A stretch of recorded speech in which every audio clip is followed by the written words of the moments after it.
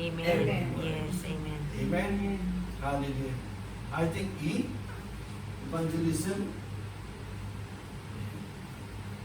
So evangelism, I think this one. That's why I said we talk about evangelism, discipleship. I think this is where. Yeah? Okay, I think it's here.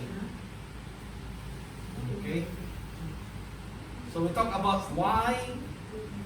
So the question here is that why should we glorify God? Number one, it's our purpose. It reflects God's nature. It honors Jesus Christ. Okay? How can we glorify God?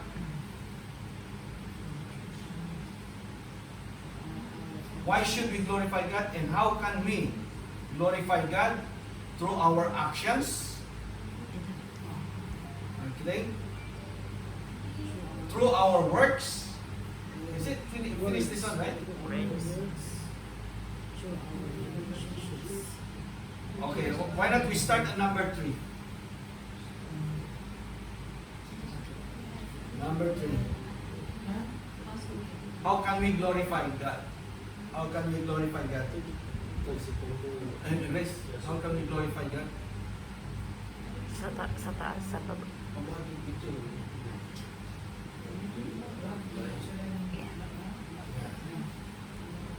Okay, how can we glorify God? I think this year, number 3, I think something like, you finished already, why should? You finished the why should. The question right now is,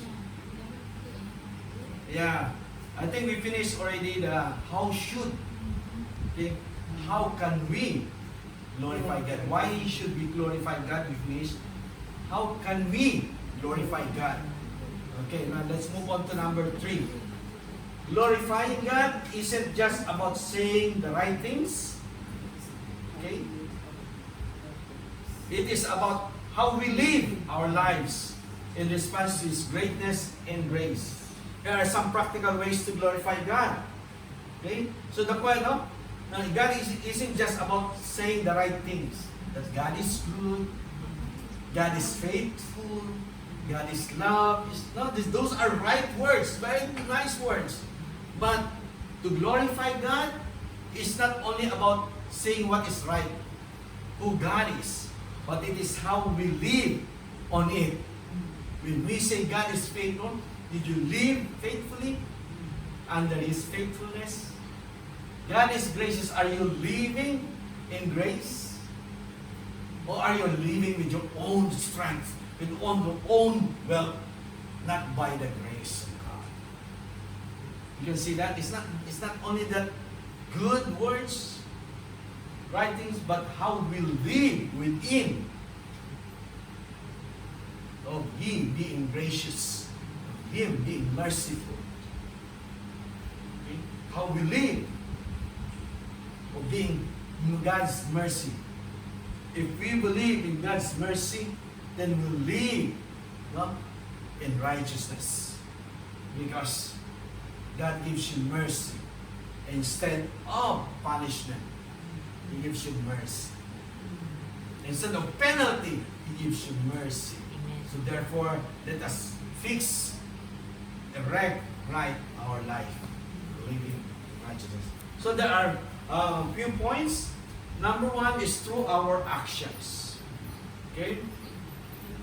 Hallelujah. In John chapter 14, verse 15, if you love me, keep my commands.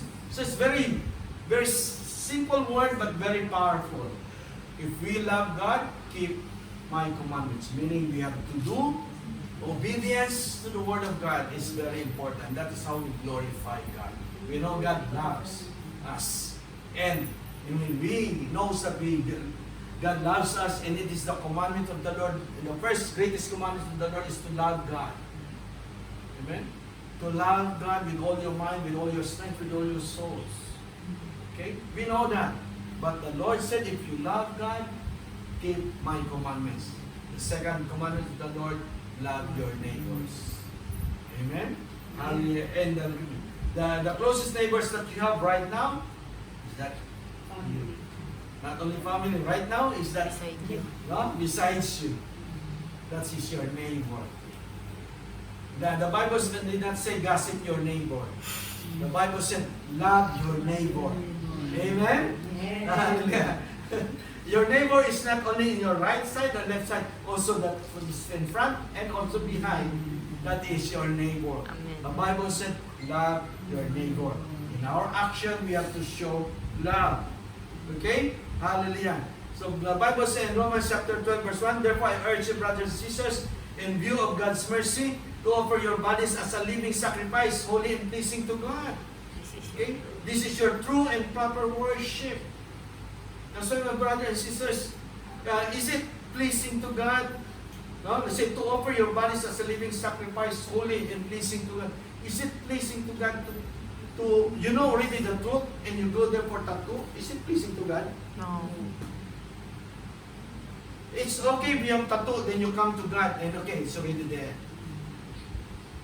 It's not pleasing. Right? Because the Bible says, offer your body as a living sacrifice. And you have surrendered your life and you go for tattoo, it's not pleasing to God. I think we owe to God, no, our repentance. If we go to that, you know already the truth, and yet they said you offer your lives unto God and you go for tattoo, it's not pleasing to God. I believe so. Because He created you perfectly. The Bible did not show anything that there is a tattoo.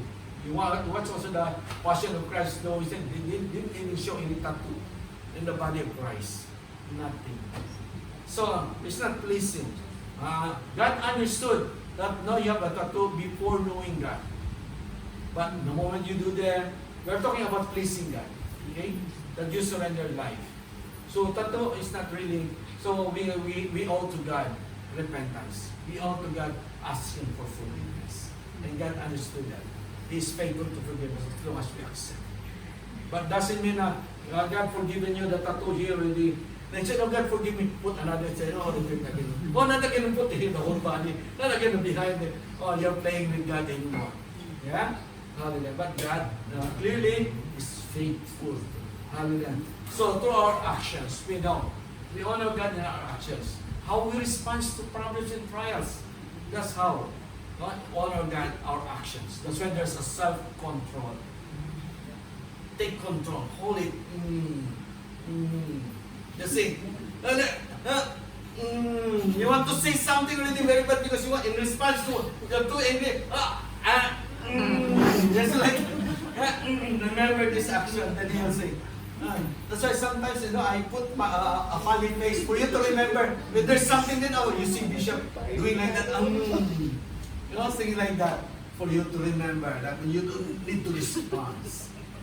Earlier with Pastor Abe and Reverend Grace, we talked about how we respond. They said, we know each other's character. But we cannot base our action because of their character. Because we didn't know the situations today. We don't know the situation of his life now. So we cannot just judge people. Because of their character, but we don't know the situations of now. Right? There are times maybe, you know the character, things like that, you just don't care. But that guy initiated conversation. And you just don't care to listen. Because you know his character, or her character. You just don't listen. So I told earlier, I said, if like that, did you know that maybe he needs some release? You know the character, but maybe he needs someone to listen, to release it. So we cannot judge because we know their characters and attitude. Because we don't know the situations of the now, or what is happening. He may need an ear just to listen. But look at the character and attitude. Listen. The situations differ from yesterday. Earlier. Differ. So we have to change. Don't allow them, don't let your emotions say, letting them suit your character. As a Christians, we try to suit our life to their character. And to listen to them. We know their weakness, their characters. But we, the moment he initiated conversing, maybe there's something. Just listen. Because you don't know the situations. That's how we assess. We Christians, we don't base our actions on their characters and attitude. We base on what is the current situation now. He may need you. Your character may be like that yesterday, but today, may be different because of a situation that is happening right now. Maybe that's the time you are there. And with that solution, maybe the character will be changed. Because of that situation. So I have given them assignments. For what we have discussed, because we have to do applications. No? So the same way, you hear from me, I want applications from you. That when you see Brother Bob, you know the character, okay? Don't run away from him because you know the character. Okay? Listen and see the situation. Amen? How could because we are the witness of the power of God. Maybe God needs you to show the power to Him. So come near to Him. Don't run away. Don't be afraid. That's why the Bible says there's only one we can have fear of God. And not in man, not to anyone. But of God alone. Amen? So that is through our action how we can glorify God. So don't judge right away because the first thing, you are not a judge. Right? The first thing, why you judge? You are not a judge. That's the first thing. Second thing, the Bible himself said, God himself do not judge. Okay? It's good to learn the characters because you know how things you will handle the way you respond. Okay? Maybe he will erupt when you talk about it, this kind of situation. Especially those people that have the spirit of rejection, very sensitive of wrong. Very sensitive of the answer is no. Those who are having the spirit of rejection, they are afraid of hearing no. That's why they have very low morale. Those people who are having spirit of rejection, they have difficulty in applying job.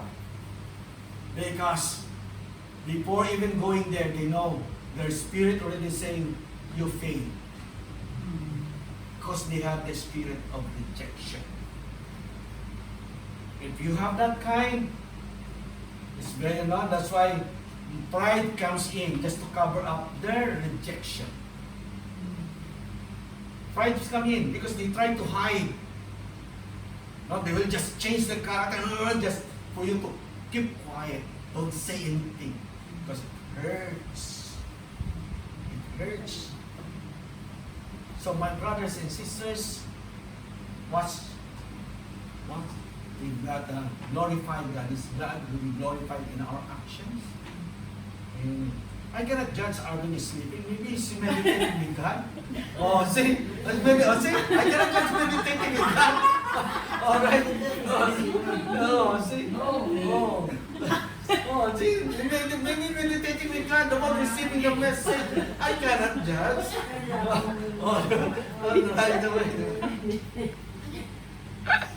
And number 2, through our words.